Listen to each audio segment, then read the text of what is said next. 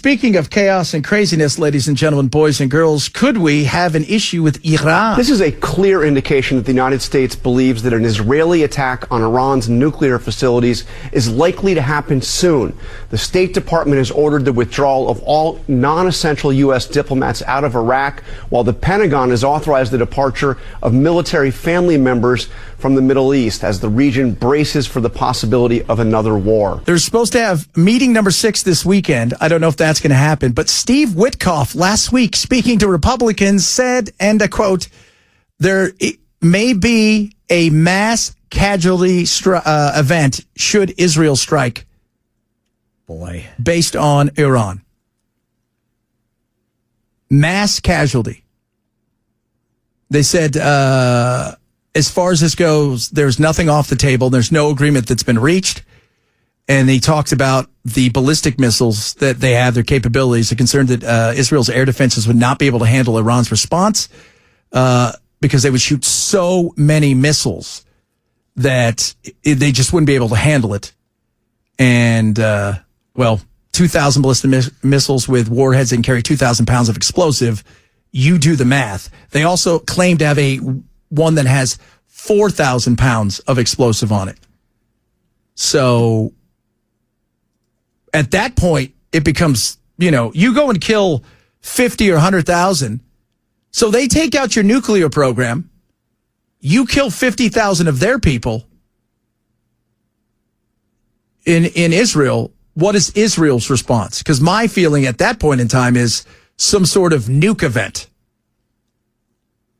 which would be very bad. And they've already threatened us. They said, we could reach every one of your bases throughout the Middle East. We do not want a war with Iran. Not that we wouldn't win. The problem is, here's the thing with war that we get in. What is winning? Because I see winning is how much money can people make, not how many soldiers, or did we have a regime change, or did we give them, the opportunity to have, life, liberty, and the pursuit of happiness and all that. They don't care about that. That's not their jam. We gave all that stuff to Afghanistan. They didn't want it. So let's stop trying to nation build, because it ain't going to work. Yeah, the Afghan army just folded. Yeah. Immediately. They did. Threw everything down and ran the other way. Well, you remember seeing all of the videos of them, like trying to teach them even how to do jumping jacks. You're like, this is going to be this. It was F Troop. Yeah. This was never going to go well. And they weren't interested. They took those jobs because it was money. They didn't take those jobs because they wanted to fight their countrymen. They didn't. And so, if there was a mass casualty event, because I think you would have to think about doing something if you kill, depending on how many you killed, right? Because Israel, as we know, we see what happens. You kill 1,000, they're killing, I don't know how many people have died in Palestine and Gaza. Imagine if they killed 20,000. What does that look like in Iran? It looks like Tehran's on fire. It's turned into glass.